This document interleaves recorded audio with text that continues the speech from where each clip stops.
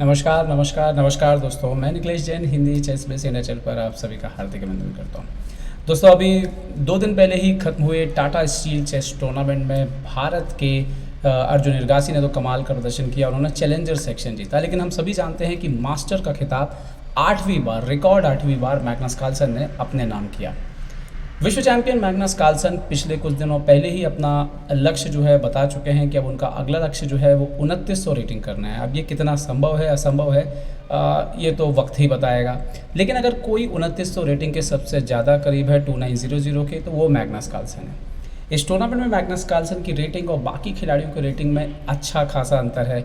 जो दूसरे नंबर का खिलाड़ी टूर्नामेंट में खेल रहे थे वो थे फाबियानो करुआना, और उनकी रेटिंग 2792 थी। मतलब मैग्नस कार्लसन से भी जो थी उनकी रेटिंग जो 73 पॉइंट कम थी। मैग्नस कार्लसन और उनके बीच मुकाबला हुआ, कार्लसन ने मैच जीता और इस जीत के साथ ही कार्लसन ने ओवरऑल जो अपनी रेटिंग थी वो 3 पॉइंट बढ़ा ली। मतलब जो अब मैग्नस कार्लसन की रेटिंग है वो है 2568। कार्लसन करुआना के बीच पहले भी कई मुकाबले खेले जा चुके हैं, लेकिन हमने ये देखा है कि विश्व चैंपियनशिप में जब कार्लसन ने करुआना को 2018 में हराया, उसके बाद कहीं ना कहीं मानसिक तौर पर करुआना जो है या तो निराश, या एक आप कह सकते हैं कि कार्लसन अब उन पर हमेशा जो है एक बेहतर परिणाम लगातार दे रहे हैं। जबकि उस टूर्नामेंट में सारे 8 मुकाबले क्लासिकल ड्रॉ हुए थे, अगर आपको याद होगा। और वही एकमात्र मौका था जब कार्लसन और करुआना दोनों की रेटिंग में सिर्फ 6 पॉइंट का अंतर बचा था। मतलब कार्लसन की रेटिंग और करुआना की रेटिंग बहुत ज़्यादा करीब आ गई थी। खैर, तो आइए देखते हैं 12वें राउंड में किस अंदाज में मैग्नस कार्लसन ने टाटा स्टील टूर्नामेंट में करुआना के खिलाफ जो है ये शानदार जीत हासिल की थी। तो मैच शुरू होता है E4 से। करुआना सफ़ेद मोहरों से खेल रहे थे, काले मोहरों से मैग्नस कार्लसन खेल रहे थे। E4 C5 night F3 night C6। और आपको याद होगा कि दोनों के बीच जब विश्व चैंपियनशिप हुई थी तो बहुत सारे मुकाबले इस लाइन में जो है कार्लसन ने खेले थे ब्लैक से, और आज भी कार्लसन करुआना के खिलाफ साइकोलॉजिक तौर पर इस लाइन का इस्तेमाल करते हैं। करुआना ने खेला bishop B5 G6, castle bishop G7 C3। Okay, और यहाँ पर मैग्नस कार्लसन जो है वो रिप्लाई करते हैं नाइट F6, और नाउ यहाँ पर करुआना खेलते हैं रुक E1 जो कि मेन लाइन है।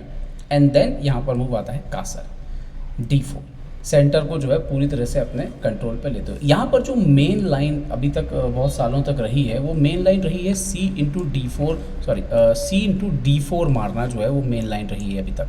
लेकिन पिछले कुछ समय में, पिछले एक आध साल से जो है D5 का बहुत ज़्यादा जोर है। अगर आप 2021 में जा कर के चेक करेंगे तो अधिकतर टॉप लेवल पे लोगों ने इसका रिप्लाई जो है वो D5 दिया है। ओके, तो इसमें क्या करता है कि ब्लैक E5 अलाउ करता है और आपको नाइट जो है वो E4 में जाने के लिए मौका मिलता है। Okay, and then bishop E3 CD4 queen B6। तो डबल बिशप है यहाँ पर, आप देखिए दोनों के पास, ब्लैक के पास भी डबल बिशप है, लेकिन ब्लैक के बिशप थोड़े से क्लोज रहते हैं, लेकिन और वाइट को एक सेंटर मिलता है। लेकिन ये नाइट की मौजूदगी, और दूसरी बात अभी आप देखेंगे जो पोजीशन आगे निकल के आएगी कि वाइट के लिए खेलना इतना आसान नहीं होता है। मतलब आप इतनी आसानी से ब्लैक के ऊपर अटैक जो है इसमें नहीं कर सकते हो। ओके, क्वीन E2, तो क्वीन B6 से क्या हुआ, एक तो D4 पर प्रेशर है और B5 के बिशप पर अटैक किया। तो आप पूछ रहे हो या तो आप मारो या हटो। सो queen E2 and now bishop D7। तो ब्लैक के ऑलमोस्ट सारे पीसेस बाहर आ चुके हैं। तो यही पोजीशन जो है ब्लैक चाहता है जिसमें वाइट को वो कोई मौके जो है वो ना दे। ओके, बिशप A4 यहाँ पर ब्लैक हटता है। यहाँ पर आप ध्यान रखिए कि नाइट E5 जैसे चाल जो है वो फिलहाल, जैसे बिशप A4 अभी नहीं आ रहा है नाइट E5 जैसे मूव, क्योंकि D इंटू E5 के बाद जो है आपकी क्वीन पर अटैक आ रहा है एक्चुअली में। सो यहाँ पर बिशप A4 रुके C8, नाउ नाइट C3। तो यहाँ पर मैग्नस कार्लसन खेलते हैं नाइट C3 BC3 सॉल्व करते हैं।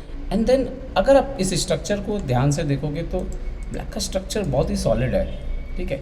लेकिन यस, ये जो C3 का पॉन है वो एक टारगेट बन सकता है, एक बैकवर्ड पॉन है, ठीक है। और स्ट्रक्चर भी, और ये बिशप जो है वो थोड़ा बैड लग रहा है अभी आपको। तो और ये पॉन यहाँ फिक्स होने से ये बिशप भी बैड है थोड़ा सा। तो आखिर ये बहुत ही चुनौती थी कि ब्लैक इस पोजीशन में आगे कैसे खेलेगा, ठीक है। आगे देखते हैं, क्वीन D8 जाते हैं। अब उनका आइडिया क्लियर है कि आने वाले समय वो नाइट A5 वगैरह ले जाके बिशप एक्सचेंज कर सकते हैं। ओके, बिशप E3 और नाइट E5 का थ्रेड भी अब एक्टिवेट हो गया था। सो यहाँ पर करुआना ने खेला बिशप B3 और यहाँ पर कार्लसन खेलते हैं नाइट A5। और ये जो नाइट A5 था ये नॉवेल्टी था, मतलब इससे पहले नहीं खेला गया था। इससे पहले जो मूव खेले गए थे वो बिशप F5 वगैरह जो खेले गए थे। सो नाइट A5 खेला यहाँ पर मैग्नस कार्लसन ने। सो नाउ रुक C1। नाइट A5 हटने से क्या हुआ, एक तो बिशप पर अटैक है और दूसरा रुक को अब आपको लाना पड़ेगा C1 पे, क्योंकि C3 का पॉन जो है वो हैंगिंग है। सो रुक C1, यहाँ पर मैग्नस कार्लसन खेलते हैं night into B3, A into B3 और क्वीन B6 अब वापस गेम में जो आ जाता है। एक तो फाइल भी जो है अब क्लोज हो चुकी है, तो रुक B1 वगैरह का कोई थ्रेड भी नहीं है। फिलहाल B3 पर अटैक। ओके, करवाना खेलते हैं क्वीन A2, इंटरेस्टिंग है। और अब यहाँ पर मैग्नस कार्लसन रिप्लाई करते हैं A5 से। अब यहाँ पर अगर आप बहुत ध्यान से देखो तो वाइट के पास वाकई पॉन का जो है वो काफ़ी एक अच्छा, आप देख सकते हैं, कंट्रोल है सेंटर के ऊपर। और ब्लैक के दोनों बिशप जो है वो अभी बहुत ज़्यादा कुछ करते हुए नज़र नहीं आ सकते। तो इस पोजीशन पे आप कह सकते हैं कि वाइट ही स्लाइड बेटर है, लेकिन हाँ ब्लैक के पास प्ले है। यहाँ पर क्वीन A3 खेला, यहाँ पर उन्होंने E7 के पॉन पर अटैक किया। ओके, रुक F8 खेला यहाँ पर मैग्नस कार्लसन। उन्होंने अभी E6 खेल के F6 की वीकनेस को अभी कमिट नहीं किया वहाँ पर डार्क स्क्वायर को। और अब करवाना खेलते हैं C4। अब वैसे यहाँ पे देखने वाली बात ये भी है कि अगर आप वाइट से खेल रहे हो और अगर आपको गेम को कंटिन्यू आगे करना है तो आप इम्प्रूव कैसे करोगे। जो आपका पॉन का स्ट्रक्चर है, जो पॉन आपके 4-4 हैं, आप वहीं से तो कुछ करने की कोशिश करोगे। आपके दोनों रुक सेंट्रलाइज हैं, तो करवाना ने कुछ गलत नहीं किया C4 करके, ठीक था। D into C4, B into C4 और कार्लसन ने भी एक्सचेंज एक्सेप्ट किया। और आप देखो कि 3 पॉन लगातार सेंटर की तरफ बढ़ रहे हैं, जो कि बहुत खूबसूरत बात नहीं लग रही थी यहाँ पर जब ये पोजीशन चली थी। उसके साथ अभी देखो कि ये बिशप का भी थ्रेड क्वीन पे आ सकता है, तो मैग्नस कार्लसन ने क्वीन A6 खेला। लेकिन अभी जो कार्लसन की उम्मीदें हैं वो 2 बातों पर टिकी हुई हैं। एक तो ये पॉन उनके लिए बहुत महत्वपूर्ण है, जो हमेशा बना रहेगा। दूसरा, उनके पास डबल बिशप है, तो अगर पोजीशन कभी ओपन हुई तो वो उसमें बेहतर होंगे। और तीसरा ये कि इन पॉन्स के साथ जो है वो किस तरह से यहाँ पर आगे खेल करवाना खेलेंगे। अब जो नेक्स्ट मूव आता है क्वीन A6 के बाद, अभी आप देखोगे तो C4 के पॉन पे एक प्रेशर आ चुका है। अगर यहाँ पे ऐसा कुछ खेला जाए जैसे नाइट D2, तो एक और थ्रेड क्वीन के हटने से तैयार हुआ। यहाँ पे C5 हुआ, अगर नाइट D2 खेला जाता तो B5 तैयार है, क्योंकि क्वीन B6 से A6 गया तो अभी B5 भी जो है बोर्ड पर आ रहा है। और अगर यहाँ पर एक्सचेंजेस होता है तो फिर एक पॉन के जाने के बाद ये स्ट्रक्चर उतना खतरनाक जो है वो नहीं लगता। और दूसरा, इस बिशप के बेहतर होने के बहुत चांस है, जो लाइट कलर का बिशप वाइट के पास है ही नहीं है। तो C5 खेला उन्होंने, जैसे ही C5 खेला तो बिशप C6 खेल लिया। और आप देखो सडनली ये जो बिशप की थोड़ी देर पहले कोई ज़्यादा वैल्यू नहीं थी, अब ये बिशप जो है बोर्ड पर सबसे पावरफुल पीस में से एक बन जाता है, क्योंकि लाइट स्क्वायर पर कोई उसको चुनौती देने वाला नज़र ही नहीं आ रहा है।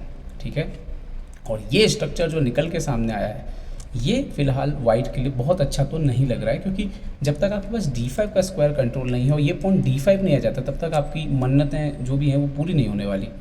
तो और ब्लैक के पास E6 भी है, तो इसका मतलब साफ था कि रुक D5 पॉइंट D5 तो अभी नज़दीकी भविष्य में आता नहीं दिख रहा था। रुक B1 खेला यहाँ पर। ओके, और अब वहाँ पर मैग्नस कार्लसन खेलते हैं A4।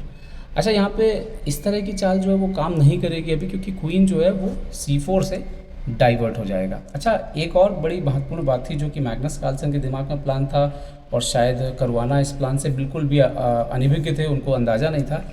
ये प्लान ये कि अब इस वजीर की ज़रूरत बोर्ड के इस हिस्से में नहीं रह गई है। तो मैग्नस कार्लसन का एम इस हिस्से में पूरा हो चुका है। पास पॉइंट क्रिएट कर दिया, बिशप को यहाँ बिठा दिया। अब उनको क्वीन जो है वो किसी भी तरीके से बोर्ड के दूसरे हिस्से में कहीं से भी जो है वो लेकर के जाना है। ठीक है, वो कहीं से भी हो सकता है। तो अभी देखिए वो रास्ता कैसे ढूंढते हैं। तो इन्होंने खेला रुक E7, C4 के स्क्वायर को कंट्रोल किया कि कभी रुक B6 गए, लेकिन अभी अपने E2 का स्क्वायर जो है वो छूट गया। हालांकि E2 के स्क्वायर से अभी एक्सेस नहीं है। नेक्स्ट मूव क्या होता है, कार्लसन खेलते हैं रुक C8, वही D5 के स्क्वायर को थोड़ा पकड़ते हैं, क्योंकि C पर रुक कुछ कर ही नहीं रहा। एंड नाउ नाइट D2, और यहाँ पर कार्लसन को नया रास्ता दिखता है क्वीन साइड जाने का, और वो रास्ता दिखता है इधर से खुलता हुआ दिखता है। कार्लसन इमीडिएटली जाते हैं क्वीन E2, और यहाँ पर करवाना जैसे एक सिली मूव होता है ना, बहुत ही आसानी से कोई मूव खेल दे और आप ज़्यादा ध्यान नहीं दो, और यहाँ पर करवाना जो है एक गलती कर बैठते हैं। यहाँ पर करवाना को चुपचाप नाइट F3 वापस जाना चाहिए था, क्वीन को अलाउ नहीं करना चाहिए था। डेफिनेटली ब्लैक सेंटर पर अटैक करता और ये एक डिसेंट पोजीशन रहती, लेकिन करवाना ने एक कैजुअली मूव खेला F3, मतलब क्वीन का रास्ता बंद किया। लेकिन जैसे उन्होंने F3 खेला, E3 से जो है उनका सपोर्ट जो है वो वहाँ पर हिल गया, और वैसे ही एक और जो ऑप्शन था वो भी मिल गया यहाँ पर मैग्नस कार्लसन को, जो कि क्वीन E2 के आते साथ ही एक्सेस हो गया था, और वो था रुक इंटू D4, मतलब रुक का सेक्रीफाइस, एक्सचेंज सेक्रीफाइस, पॉन लेके जो है और एक नाइट लेकर के उन्होंने अपना रुक दे दिया। तो यहाँ पर बिशप से मारा, now queen E2, queen D2, और अब दिक्कत क्या है, परेशानी क्या है यहाँ पर करवाना कि उनके पास 2 रुक हैं, लेकिन उनके पास कोई फाइल नहीं है। और उनके पास एक बिशप बचा है, लेकिन ब्लैक के पास 2 बिशप है और ये जो बिशप है C6 पे, ये इसकी वैल्यू आप 3 पॉइंट नहीं मानोगे, इसकी वैल्यू आपको 4.5-5 पॉइंट माननी पड़ेगी। बिशप बहुत पावरफुल है और समस्या ये है कि ये पॉन भी मर सकते हैं और ये पास पॉन आप हिला नहीं सकते, तो पास पॉन एक तैयार है, 2 पॉन और मर सकते हैं। और यहीं से जो है समझ जो है मैग्नस कार्लसन की नज़र आती है कि कितनी बेहतरीन समझ है खेल को लेकर के। रुक D1, so now queen F4, now E5 के पॉन पर अटैक।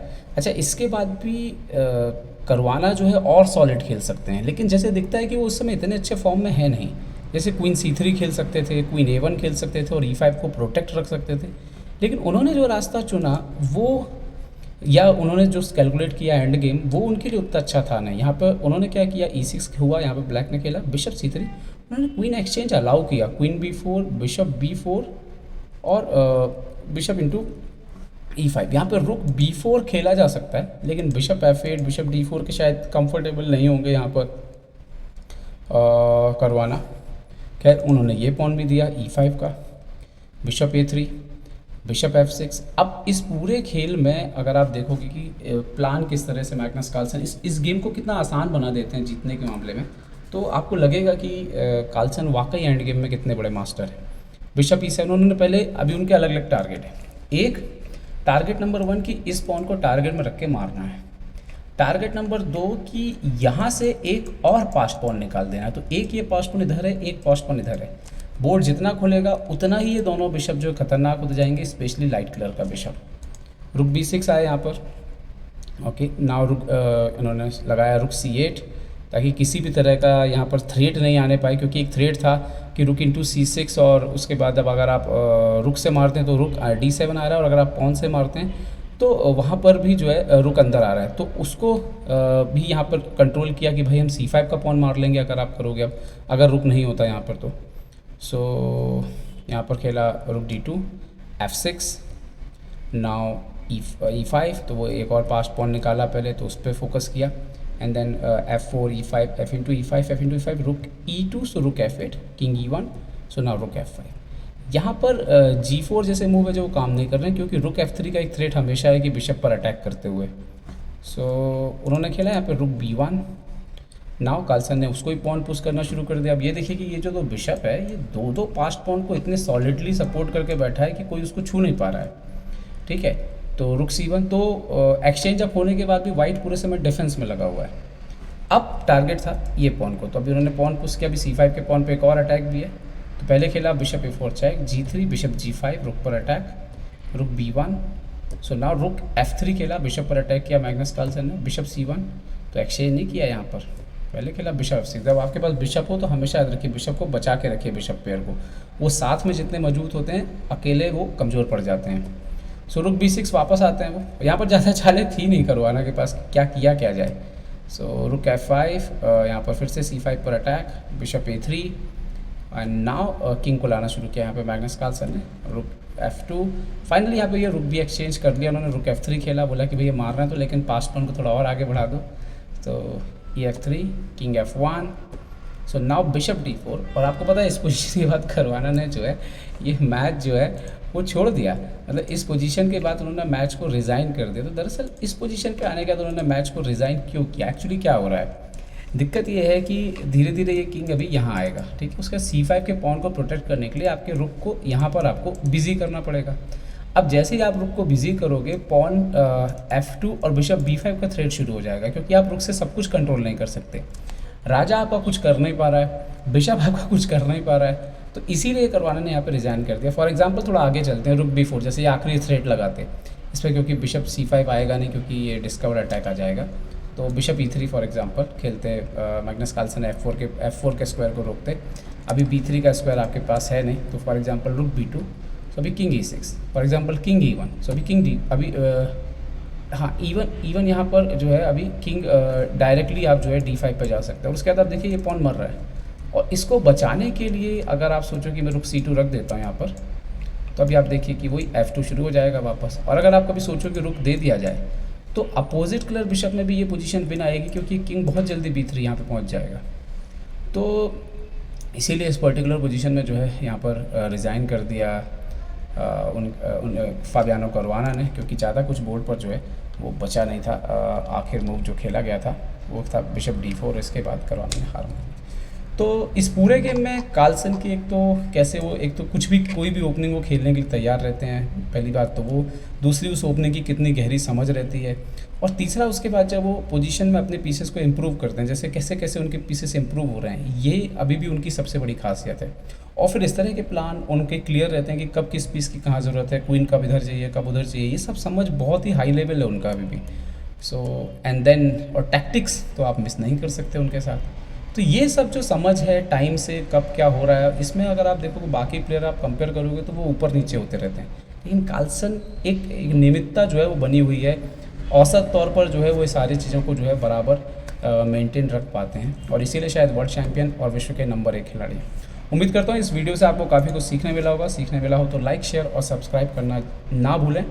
आपको ये वीडियो कैसा भी लग रहा है, अच्छा बुरा, जो भी कमियां लग रही हैं अच्छाई लग रही है, ज़रूर कमेंट में करके हमें बताया करिए।